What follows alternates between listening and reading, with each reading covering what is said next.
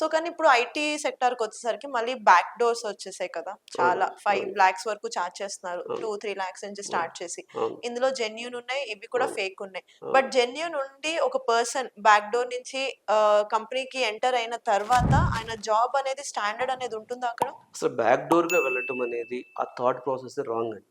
First of all అసలు back door వెళ్ళటం అనేది ఇల్లీగల్ థింగ్ అది. అసలు అంటే బ్యాక్ డోర్లు కానీ ప్రాక్సీ ఇంటర్వ్యూలు అని చెప్పి ఇవన్నీ చాలా బ్యాడ్ ప్రాక్టీసెస్ చేశారు, కోవిడ్ లో ఎక్కువ చేశారు. సారీ ఫర్ ఇంటరప్షన్ సార్, కానీ మీరు ఇల్లీగల్ అంటున్నారు. ప్రాక్సీ అండ్ బ్యాక్ డోర్ అనేది ఇప్పుడు ప్యాషన్ అయిపోయింది, ప్రతి ఒక్కరు చేస్తున్న పనే అది. ఇప్పుడు ప్యాషన్ ఎక్కడ అవ్వలేదండి, అది చాలా రాంగ్. అది 100 out of మీరు 80 members చూసుకుంటే వాళ్ళు ప్రాక్సీలో వచ్చిన వాళ్ళే. మేబీ మీరు అన్నట్టు కోవిడ్ బ్యాచెస్ అయి ఉండొచ్చు. ఆ టైంలో ఎక్కువ జరిగింది, ఓకే ఆ టైంలో ఎక్కువ ఎక్స్ప్లాయిట్ జరిగింది.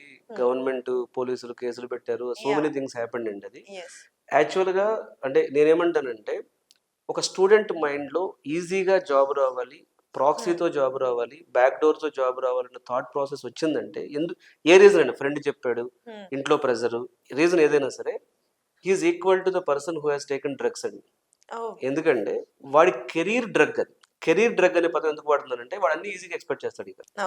సో జాబ్ రాకపోవడం తప్పు కాదు, జాబ్ ని షార్ట్ కట్ లో తెచ్చుకోవాలన్న థాట్ ప్రాసెస్ అనేది చాలా డేంజర్. వాడికి స్కిల్ ఉండదు, వాడు డబ్బులు పోతాయి, ఈ ప్రాసెస్ లో ఇబ్బందులు చాలా పడతాడండి. ఇదే నేను చెప్తున్నాను. ఇప్పుడు నా దగ్గర కూడా స్టూడెంట్ వస్తాడు, 20,000 ఫీజు చెప్పామనుకోండి, 15,000కి ఇస్తారా సార్ అని బతిమలాడతాడు.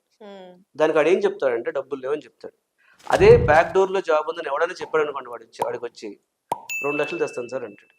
ఫీజు కోర్సు నేర్చుకుంటానికి 15,000 6 నెలలు టైం లేని స్టూడెంట్ జాబ్ ఇప్పిస్తారంటే 2 లక్షలు కడతాడు, 3 లక్షలు కడతాడు, 4 లక్షలు కడతాడు. ఎలా కడతాడు? ఇక్కడ ఇది ఎమర్జెన్సీ మనం క్యాలిక్యులేట్ చేసుకోవచ్చు కదా, వాడు అప్పు చేసినా తీసుకొస్తాడు అంటే నెక్స్ట్ మంత్ నుంచి మనకి సాలరీ వస్తుందని అష్యూరెన్స్ ఉంది కదా అక్కడ. అది రాంగ్ కదండి, అంటే అది మోసం. ఇప్పుడు ప్రెసెంట్ మైండ్ సెట్ అలా ఉంది అంటే అసలు కాన్సెప్టే రాంగ్ అండి, అది డిస్కషన్ అవసరం.